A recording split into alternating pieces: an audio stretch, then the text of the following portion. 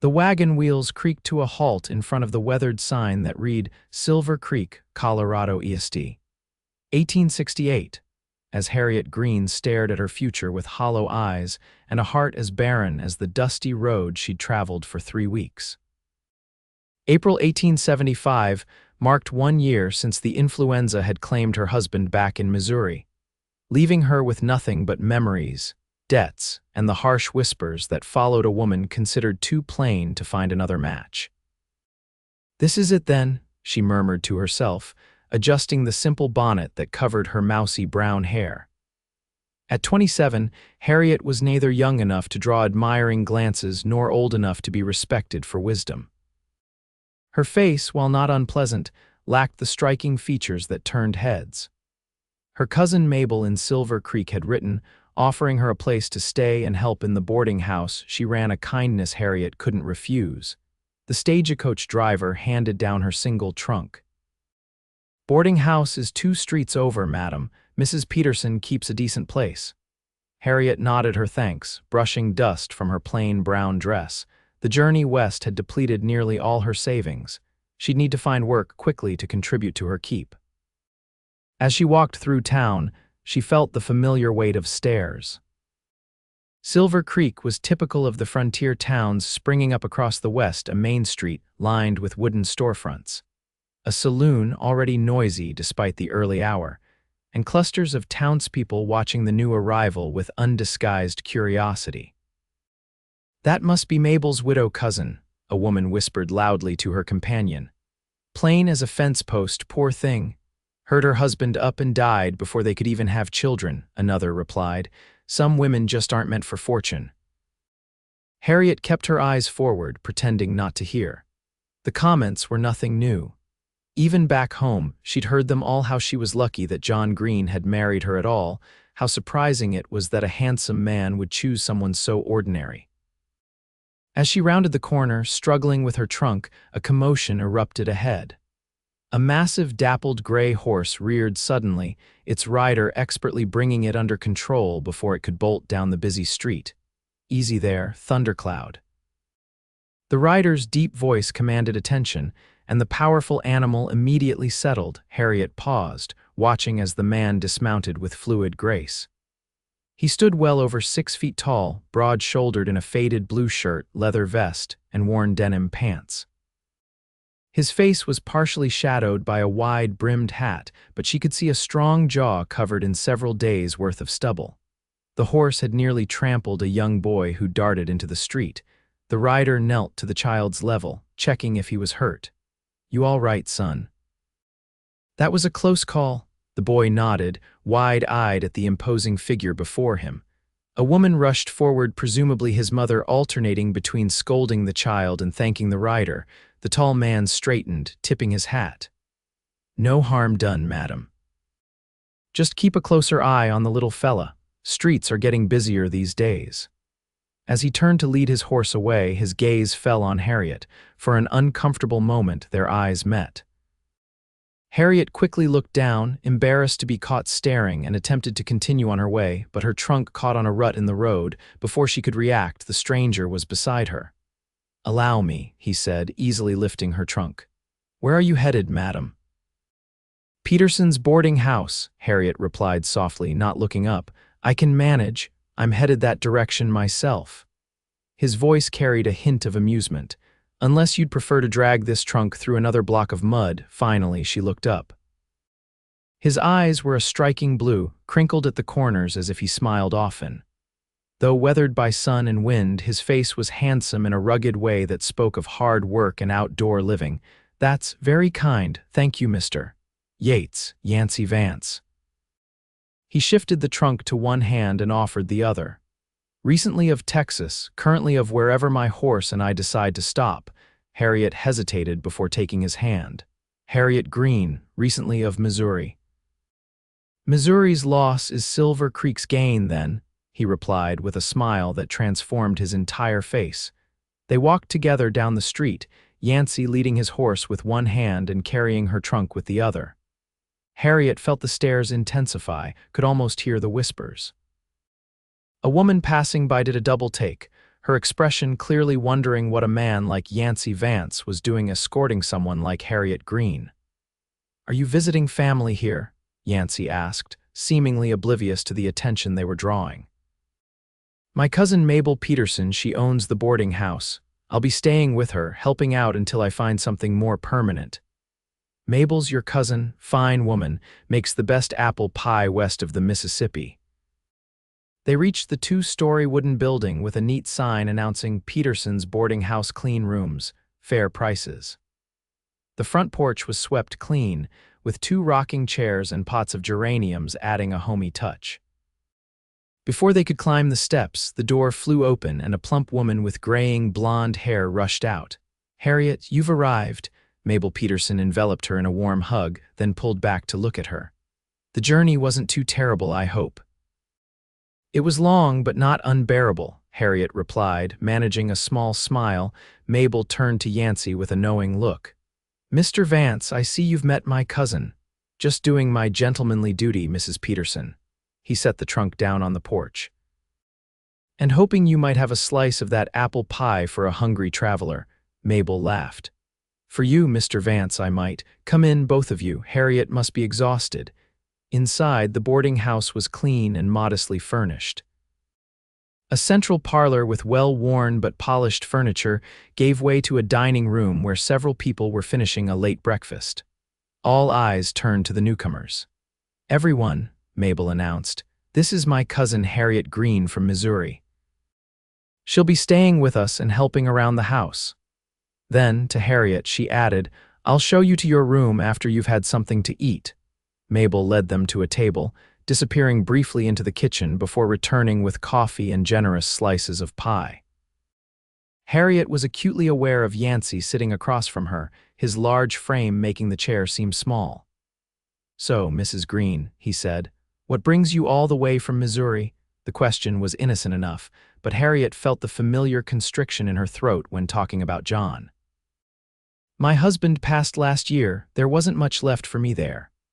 "I'm sorry for your loss," he said, his voice softening. Before Harriet could respond, the front door opened again, and a flurry of feminine laughter entered the room. 3 young women in fashionable dresses swept in, their conversation halting when they spotted Yancy. Mr. Vance, the tallest of the 3, a striking blonde, approached their table with a wide smile. "What a pleasant surprise finding you here." "Miss Caldwell," Yancy nodded politely. "Ladies, we missed you at the Founders' Day dance last weekend," another of the women said, batting her eyelashes. "Everyone was wondering where you disappeared to." "I had business up north," he replied, his tone friendly but non-committal. Miss Caldwell's gaze shifted to Harriet, a quick assessment that felt like a dismissal. "And who might this be?" Mabel stepped in. "My cousin Harriet Greene, just arrived from Missouri." "How nice," Miss Caldwell said, her tone suggesting the opposite. She turned back to Yancy. "Well, we're having a little gathering at Father's ranch this Saturday. You simply must come. Father says the cattle market is due for discussion, and he values your opinion so highly." Harriet watched the interaction with a sinking feeling. Of course, women like Miss Caldwell would surround a man like Yancy Vance. The contrast between the fashionable young woman and herself couldn't be more stark. Yancy finished his pie and stood. "Thank you for the invitation, Miss Caldwell. I'll have to see what my schedule permits." He turned to Harriet. "Mrs. Greene, it was a pleasure meeting you. I hope Silver Creek proves to be everything you need." With that, he tipped his hat to the room and departed, leaving Harriet with the distinct impression that she'd simply been an obligation of courtesy, a lonely widow he'd helped out of kindness before returning to his real life. The next few days passed in a blur of activity as Harriet settled into life at the boarding house. Mabel put her to work immediately changing linens, serving meals, and keeping the accounts. The work was honest and kept her busy, which was exactly what she needed. Silver Creek was larger than her hometown, with a diverse population drawn by the nearby silver mines and cattle ranches. The boarding house hosted a mix of long-term residents and travelers passing through, salesmen, miners seeking their fortune, and occasional cowboys from surrounding ranches. Harriet quickly learned to keep her head down and her ears open. The boarding house was a hub of local gossip, and despite her efforts to remain invisible, she became the subject of whispered conversations. "That's Mabel Peterson's cousin, the widow," she overheard one woman tell another during breakfast service. "Poor thing, so plain and already widowed at her age. I heard her husband left her with nothing but debts," came the reply. "No wonder she ended up here." On her fourth morning, while sweeping the front porch, Harriet spotted Yancy Vance riding down the main street. He wasn't alone. Miss Caldwell sat side saddle on a beautiful chestnut mare beside him, laughing at something he'd said. They made a striking couple, both tall and handsome, commanding attention wherever they went. Yancy happened to glance her way and raised a hand in greeting. Harriet returned the gesture with a small wave, then quickly retreated inside, feeling foolish for the way her heart had accelerated at the simple acknowledgement. "Don't you go getting any ideas about that one," Mabel said that evening as they washed dishes together. "Yancy Vance is the most eligible bachelor in 3 counties. Every unmarried woman from here to Denver has set her cap for him." "I have no ideas whatsoever," Harriet replied firmly. "I'm a widow focusing on rebuilding my life, not chasing after cowboys." Mabel's expression softened. "I know, dear. I just don't want to see you hurt. Yancy's a good man, one of the best, but he's also wild as the wind. Came here 3 years ago with nothing but that horse and a reputation as the fastest gun in Texas. Now he's got his own spread and a government contract to supply horses to the cavalry. You needn't worry, he was simply being kind to a newcomer," Harriet said, focusing on scrubbing a particularly stubborn pot. "Besides, I had my chance at marriage. I'm content with my memories of John." Mabel studied her with knowing eyes. Were you truly happy with him?" The question caught Harriet off guard. Nobody had ever asked her that before. Everyone had always assumed that plain Harriet Miller should be grateful that handsome John Green had chosen her at all. "He was a good man," she said finally. "That's not what I asked." Harriet set down the pot. "We had a satisfactory marriage. John was kind enough," Mabel repeated softly. "Oh, my dear girl." 2 weeks after Harriet's arrival, disaster struck the boarding house. A violent spring storm swept through Silver Creek, bringing fierce winds and torrential rain. Harriet and Mabel worked frantically to place buckets under sudden leaks in the roof, but by morning, it was clear the damage was extensive. "The entire back section will need to be repaired," Mabel said, surveying the sodden plaster and warped floorboards. "We'll have to close those rooms until it's fixed." "Can we afford the repairs?" Harriet asked, knowing how tight Mabel's finances were. Mabel's expression was grim. "We'll have to find a way. Those rooms provide nearly half our income." Word of their predicament spread quickly through the small town. By midday, several of the boarding house's regular guests had volunteered to help with immediate repairs, but the roof needed professional attention. Harriet was in the kitchen preparing lunch when the back door opened, and Yancy Vance ducked through, removing his hat as he entered. "Mrs. Peterson about?" he asked, seeming surprisingly dry despite the continuing drizzle outside. "She's upstairs trying to salvage linens," Harriet replied, wiping her hands on her apron. "I can fetch her if you need. No need to disturb her." He stepped further into the kitchen, bringing with him the scent of leather and rain-washed air. "I heard about the roof. I've got some men who can start repairs tomorrow, weather permitting." Harriet blinked in surprise. "That's very generous, Mr. Vance, but I'm not sure we can consider it an investment in my future meals," he interrupted with a smile. "Can't have the best cooking in town washed away, can we?" Before she could respond, he continued, "I've also brought some tarpaulins to cover the worst sections until we can get up there properly." He gestured toward the door. "My men are unloading them now. I thought perhaps you could show us where they're most needed." Harriet hesitated, then nodded. "Of course, let me just take this stew off the heat." Outside, 3 cowboys were indeed unloading large canvas tarpaulins from a wagon. They nodded respectfully to Harriet as Yancy introduced her. "Boys, this is Mrs. Greene. She'll show you where these need to go." For the next hour, Harriet directed the men to the most damaged sections of the roof. Yancy himself climbed up to secure the coverings, working efficiently despite the light rain that continued to fall. Harriet couldn't help but notice how the other men deferred to him, following his instructions without question. When they finished, Mabel insisted they all stay for lunch. The cowboys ate heartily, filling the dining room with stories and laughter that lifted the gloomy atmosphere created by the storm. Harriet served them quietly, trying to remain invisible as usual, but found Yancy's eyes following her movements. When she refilled his coffee cup, he spoke low enough that only she could hear. "You don't say much, Mrs. Greene, but I get the feeling you see everything." She was startled by his perception. "I've found it's often better to listen than to speak, Mr. Vance. And what have you heard about me?" His blue eyes held genuine curiosity. Harriet considered her answer carefully.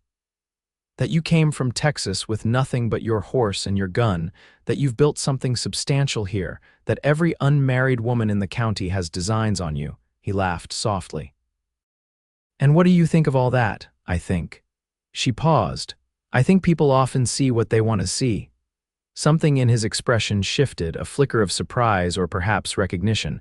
Before he could respond, one of his men called his attention to a question about the repairs. The following day, true to his word, Yancy arrived with a wagon full of lumber and 5 men ready to work. For 3 days, they labored on the roof, replacing damaged sections and reinforcing others. Yancy worked alongside them, stripped to his shirt sleeves in the spring sunshine. Harriet found herself watching him from the kitchen window as she prepared meals for the workers. There was something compelling about the way he moved, confident but not showy, strong but considerate of others. On the 3rd afternoon, she was hanging laundry in the side yard when Yancy approached, wiping sweat from his brow with a bandana. "Water barrel empty again?" she asked, noticing his direction. He nodded. "The men are thirsty work. I can refill it." "I'll do it," she offered, setting down her basket. "You've done more than enough already." They walked together to the pump, a companionable silence between them as Harriet worked the handle and Yancy held the bucket. "Why are you doing all this?" she finally asked. "Surely you have your own ranch to manage," he considered her question. "Mabel's good people. This town needs her boarding house." "There's the hotel on Main Street," Harriet pointed out, "which charges twice as much and treats ordinary folks half as well." He took the full bucket from her hands. "Besides, I never forget who fed me when I first came to town with empty pockets." "Mabel did that," he nodded. 3 meals a day for 2 weeks until I found work. Wouldn't take a penny, said I could pay her back by doing right by others when I had the chance." He smiled. "So here I am." As they walked back, Harriet gathered her courage. "Mr. Vance, I want to thank you properly for your help. Would you permit me to prepare a special dinner for you? Nothing elaborate, just a small token of appreciation." He studied her for a moment, his expression unreadable. "On one condition, Mrs. Greene." "Yes, that you call me Yancy and permit me to call you Harriet." A warmth spread through her chest. "I think I can manage that, Yancy." "Then I accept your invitation, Harriet." That evening, after the workers had gone, Harriet prepared a simple but carefully crafted meal: roast chicken with herbs from Mabel's garden, potatoes, fresh bread, and a blackberry cobbler for dessert. She set a small table in the kitchen rather than the formal dining room, making it intimate without being presumptuous. Mabel raised an eyebrow at the preparations, but said nothing, merely announcing that she had accounts to review and would eat later. Yancy arrived promptly at 7, freshly shaved and wearing a clean shirt. He brought a bottle of good whiskey and 2 small posies of wildflowers, one for Mabel and one for Harriet. "These are lovely," Harriet said, placing her flowers in a small jar of water. "I didn't know wildflowers were blooming yet. Had to ride up to the South Meadow to find them," he admitted, "but a dinner invitation deserves flowers." The meal was pleasant, their conversation flowing more easily than Harriet had expected. Yancy told her about his ranch, the challenges of breaking horses for the cavalry, and his dreams of expanding his operation. Harriet found herself sharing stories of her childhood in Missouri, her love of books, and even, to her surprise, some of the truth about her marriage to John. "He wasn't unkind," she explained, staring into her coffee cup. "Just Indifferent. I think he married me because his mother pushed him to settle down and I was convenient the daughter of his father's business partner. He was a fool, Yancy said quietly. Harriet looked up, startled. Pardon. Any man who could be indifferent to you was a fool. His blue eyes held her steadily. You're remarkable, Harriet Greene. She felt her cheeks flush. Now you're being kind, but there's no need. I know what I am and what I'm not. Do you? He leaned forward. What exactly do you think you are? Ordinary, plain, practical. She recited the words she'd heard all her life, the assessments that had become her identity. Is that how you see yourself, or is that what others have told you to see? The question struck her speechless. Before she could formulate a response, a commotion erupted from the front of the boarding house, voices raised in alarm, the sound of running feet. They both rose quickly, hurrying to investigate. In the front parlor, one of the regular boarders, a land surveyor named Phillips, was being helped to a chair, his face pale and clothing torn. What happened? Mabel demanded, already fetching her medical kit. Ambush on the North Road, Phillips gasped. 3 men masked. They took the payroll I was carrying to the mine, shot my driver. Is he alive? Yancy asked sharply. Left him with Doc Sanders. He'll live, but it was close. Phillips winced as Mabel cleaned a cut on his arm. They knew exactly when we'd be coming through. Someone had to have tipped them off. Yancy's expression hardened. Which direction did they head? North, toward the Blackwater Canyon. Yancy turned to Harriet. I'm sorry to cut our evening short, she nodded, understanding immediately. You're going after them. Someone has to. Sheriff's out of town until tomorrow. He hesitated. I enjoyed our dinner, Harriet, more than I can say. Be careful, she whispered. With a quick nod, he was gone, already calling for his men as he strode down the street toward the livery. The following day brought no news, and Harriet found herself distracted, constantly glancing out windows and starting at every sound of approaching horses. Mabel noticed but said nothing, simply assigning her tasks that kept her busy. It was nearly dusk when hoofbeats finally approached the boarding house. Harriet was in the kitchen, kneading dough for tomorrow's bread, but abandoned it immediately at the sound. She reached the front porch just as Yancy dismounted. His clothes were dusty, a dark stain that looked suspiciously like blood spread across one sleeve, and his face bore a new cut along the jawline. You're hurt, she said, hurrying down the steps. It's nothing, he assured her, though he winced as she touched his arm. Mostly not my blood. Did you find them? He nodded grimly. All 3. They won't be troubling anyone again. Recovered most of the payroll, too. Harriet led him inside, ignoring the curious stares of the boarders in the parlor, and straight to the kitchen where she could tend to his wounds privately. Sit, she instructed, already gathering water, clean cloths, and Mabel's medicinal whiskey. To her surprise, he complied without argument, sinking into a chair with a weariness that spoke of a long, hard ride. Carefully, she cleaned the cut on his face, her touch gentle as she wiped away dried blood. One of them had a knife, he explained, holding still under her ministrations. Got closer than I would have liked. You could have been killed, she said softly, occupational hazard. Is that what this is to you, an occupation? He considered her question. It's what I'm good at, what I've always been good at. Chasing outlaws, protecting what matters. Their eyes met, and something unspoken passed between them. Harriet became acutely aware of how close they were, of the warmth of his skin beneath her fingers. She cleared her throat and stepped back. Your arm needs attention too. Yancy shrugged out of his shirt, revealing a deep gash across his upper arm and a torso marked by older scars. Harriet worked efficiently, cleaning the wound and wrapping it in clean bandages, trying to maintain a professional detachment that became increasingly difficult. Thank you, he said when she finished. You have a gentle touch. I've had practice. My father was a doctor. His eyebrows rose. You never mentioned that. There's a lot I haven't mentioned. She busied herself putting away the medical supplies. Just as I suspect there's much you haven't told me about yourself. Ask me anything, he offered. I'm an open book. Harriet turned to face him. Why Silver Creek? Of all the places you could have settled after Texas, why here? He smiled slightly. Thundercloud decided for me. My horse threw a shoe just outside of town, and by the time I got him reshod, I'd met Mabel and had the best apple pie of my life. Seemed as good a place as any to start fresh. And now, what keeps you here? His expression grew serious. It was just a place at first, somewhere to rest, but now it's more. It's the first place that's felt like it could be home. Before she could respond, the kitchen door swung open and Miss Caldwell swept in, her face lighting up at the sight of Yancy. There you are. Everyone's talking about how you caught those robbers. Father says you're a hero. She paused, finally noticing his state of undress and Harriet's proximity. Her smile faltered. I'm interrupting. Mrs. Greene was kind enough to patch me up, Yancy said, reaching for his shirt. Miss Caldwell's gaze flicked dismissively over Harriet. How neighborly of her. Well, when you're presentable, there's quite a gathering forming at the saloon. Everyone wants to hear the story firsthand. I appreciate the invitation, Miss Caldwell, but I'm afraid I'm not feeling up to socializing tonight. The young woman's disappointment was palpable. Perhaps tomorrow then. Father specifically asked me to invite you to dinner.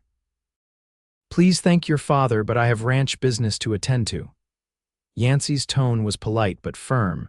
After Miss Caldwell departed, clearly dissatisfied, an awkward silence fell between Harriet and Yancy. You should go, Harriet finally said. People want to celebrate what you did. What I want, he replied, is to finish our conversation from last night, before we were interrupted. Harriet felt her heart quicken. I'm not sure that's wise. Wisdom is overrated. He stepped closer. Harriet, since the moment I saw you struggling with that trunk on Main Street, I haven't been able to get you out of my mind. She shook her head. You can't mean that. Look at me and then look at someone like Miss Caldwell. I'm extraordinary, he finished for her. You're extraordinary, Harriet Greene, and I'm tired of pretending I don't see it. Before she could protest further, he closed the distance between them and kissed her. It was gentle at first, tentative, giving her every opportunity to pull away. But Harriet found herself responding, her hands coming up to rest on his chest as the kiss deepened. When they finally broke apart, both slightly breathless, Harriet struggled to make sense of what had just happened. This is madness, she whispered. The entire town will talk. Let them, he said, tucking a strand of hair behind her ear. I've never cared much for other people's opinions. But I'm a widow, plain, ordinary. Yancy framed her face with his hands. You are none of those things. Well, you are a widow, I can't argue with that fact, but plain, ordinary, no. You're thoughtful and kind. You see people really see them. You're strong in ways that have nothing to do with physical strength, and when you smile, truly smile, it lights up everything around you. Tears pricked at Harriet's eyes. No one has ever seen me that way. Then everyone else has been blind, he said simply. But I'm not. You're a treasure, Harriet Greene, my treasure if you'll have me. The days that followed were transformative for Harriet. Word spread quickly through Silver Creek about Yancy Vance's apparent interest in the plain widow from Missouri. Some reactions were predictably unkind, particularly from the young women who had set their sights on Silver Creek's most eligible bachelor, but others were merely curious or even supportive. Yancy seemed oblivious to the gossip, calling at the boarding house daily, bringing small gifts, a book of poetry, wildflowers, once even a kitten he'd rescued from a drainage ditch, and taking Harriet for walks through town with a proud defiance that dared anyone to comment negatively. For Harriet, it was both exhilarating and terrifying. She had never been the object of such open admiration, had never walked down a street and felt envied rather than pitied. At times, she still couldn't quite believe Yancy's interest was genuine, waiting for him to come to his senses and realize he could do better. You're still waiting for me to disappear, aren't you? He asked one evening as they sat on the boarding house porch, watching the sunset paint the mountains gold and crimson. I'm waiting to wake up, she admitted. This doesn't happen to women like me. He took her hand, his calloused fingers gentle against her skin. What exactly is a woman like you, Harriet? She struggled to articulate it. Someone overlooked, someone who blends into the background, the reliable one, never the desired one. And who told you that was your place? She thought about it. Everyone. My mother, who constantly reminded me to be practical because I couldn't rely on my looks. The girls at school who never included me in their groups, even John. What about John? Harriet sighed. He proposed by saying we'd suit well enough. On our wedding day, his friend congratulated him on finding such a sensible wife. She smiled sadly. No bride dreams of being called sensible on her wedding day. Yancy's jaw tightened. I stand by what I said before. He was a fool. A comfortable silence fell between them as the last rays of sunlight disappeared behind the mountains. In the distance, a coyote called, a lonely sound that echoed through the valley. I have to go to Denver next week, Yancy said finally. Army contract negotiations. I'll be gone about 10 days. Harriet nodded, trying to ignore the sinking feeling in her stomach. 10 days seemed an eternity. I'll be here when you return. He turned to her, his expression serious. I want you to think about something while I'm gone. What's that? Whether you'd consider becoming Mrs. Vance. Harriet's breath caught. Yancy. I know it's soon, he continued. We've only known each other a few months, but I also know what I feel, and I don't see that changing. Ever. He squeezed her hand. You don't have to answer now, just think about it. The proposal for That's What It Was, however informally presented, left Harriet reeling. In her wildest dreams, she had never imagined a second chance at marriage, let alone with someone like Yancy Vance. The days of his absence crawled by, each one giving Harriet more time to doubt and question. What if he met someone in Denver, someone beautiful and sophisticated? What if, away from Silver Creek and her presence, he realized he'd made a mistake? Mabel watched her anxiety with knowing eyes. He'll be back, she assured Harriet. That man knows exactly what he wants. But why me? Harriet asked the question that had plagued her from the start. He could have anyone. Mabel's expression softened. Did it ever occur to you that perhaps he doesn't want just anyone, that perhaps he sees in you exactly what he's been looking for all along? The idea was simultaneously thrilling and terrifying. For so long, Harriet had defined herself by others' perceptions, the plain one, the sensible one, the one to be settled for rather than desired. The possibility that she might be exactly what someone wanted, exactly as she was, challenged everything she believed about herself. On the 9th day of Yancy's absence, an unexpected visitor arrived at the boarding house. Thomas Caldwell, Silver Creek's wealthiest rancher and father to the disappointed Miss Caldwell, requested a private word with Harriet. Curious and slightly apprehensive, she led him to the small parlor where private conversations could be held. Mrs.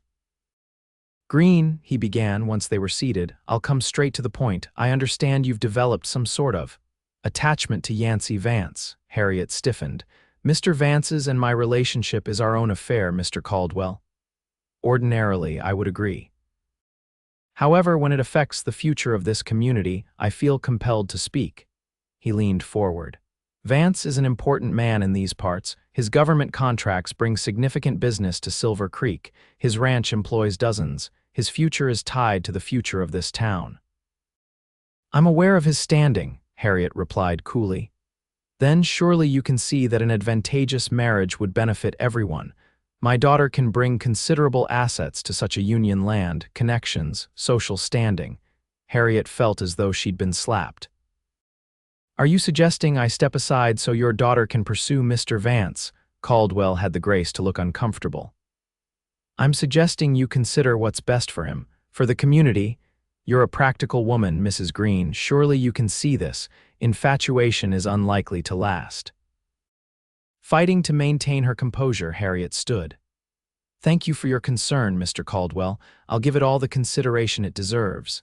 After he left, Harriet retreated to her room, his words echoing painfully. Everything he'd said aligned perfectly with her own doubts and fears. What did she have to offer Yancy compared to someone like Miss Caldwell? What if he was simply infatuated and would eventually regret choosing her? The next morning, Harriet made a decision. She would release Yancy from any obligation he felt toward her. It would hurt God, how it would hurt, but better a clean break now than inevitable disappointment later. She was so lost in her thoughts that she didn't hear the commotion downstairs until Mabel burst into her room. He's back, Mabel announced. A day early and asking for you. Harriet's heart leapt despite her resolution. I'll be down in a moment. When she descended the stairs, Yancy was waiting in the foyer, trail dust still on his clothes, his face weary but brightening instantly at the sight of her. "There you are," he said, stepping forward to take her hands. "I couldn't stay away another day." "You look tired," she observed, noticing the shadows under his eyes. "Rode through the night," he admitted. "Had something important waiting for me here." Before she could respond, he reached into his pocket and pulled out a small velvet box. "I had this made in Denver. Couldn't wait to give it to you." Harriet stared at the box, Mr. Caldwell's words ringing in her ears. "Yancy, wait, we need to talk." Something in her tone made him pause. "What's wrong?" "Perhaps somewhere more private." They moved to the same small parlor where Harriet had received Mr. Caldwell. Once the door closed behind them, Yancy's expression turned serious. "What happened while I was gone?" Harriet took a deep breath. "Mr. Caldwell came to see me. He suggested that my relationship with you was inappropriate, that you would be better suited to someone like his daughter." Yancy's face darkened. "He had no right. But was he wrong?" Harriet pressed. "You're an important man here, Yancy. I bring nothing to a marriage, no money, no connections, not even beauty." "Is that what you think?" He stepped closer, his eyes intense. "That I'm looking for money or connections, that I care about conventional beauty? I think you deserve someone who enhances your life, not complicates it." "And you don't think you enhance my life?" His voice was soft but fervent. "Harriet, before I met you, I was just existing, building my ranch, doing my work, but not really living. You changed that. You see me not the gunslinger, not the businessman, just me." He opened the velvet box, revealing a delicate gold ring set with a small but perfect diamond. "I had this made specially. The goldsmith thought I was crazy, wanting something so simple when I could afford more. But I told him it needed to be like you, unpretentious, genuine, and more beautiful the closer you look." Tears filled Harriet's eyes. "Yancy, I'm not offering you this ring because I feel obligated or because I'm infatuated or because I don't know what I want." He took her hand. "I'm offering it because I love you, Harriet Greene. I love your quiet strength and your kind heart. I love how you see the world. I love that you don't need fancy dresses or flashy jewelry to be the most remarkable woman I've ever known." He knelt before her, still holding her hand. "Will you marry me, Harriet? Will you make a home with me, have children with me, grow old with me?" In that moment, all her doubts seemed to dissolve. Looking into his eyes, she saw nothing but sincerity and love for her exactly as she was. "Yes," she whispered. "Yes, I will marry you." Their wedding took place on a perfect June day, 3 months after Yancy's proposal. The entire town turned out, curiosity as much as goodwill driving attendance. Harriet wore a simple dress of pale blue silk, Yancy's gift, though she'd protested the extravagance with wildflowers in her hair instead of a veil. As she walked toward him in the small church, she saw nothing but his face, his eyes shining with such obvious love that she finally, truly believed in her own worth. Not because a handsome man had chosen her, but because she had found the courage to be chosen, to accept love without questioning whether she deserved it. Silver Creek gradually adjusted to the unexpected match. Those who took the time to know Harriet soon understood what Yancy had seen from the beginning. The whispers of plain and ordinary faded, replaced by acknowledgement of her intelligence, her kindness, her quiet strength. Their first child, a daughter with Harriet's thoughtful nature and Yancy's blue eyes, arrived exactly 1 year after their wedding. 2 sons followed in the years after, filling their ranch house with laughter and activity.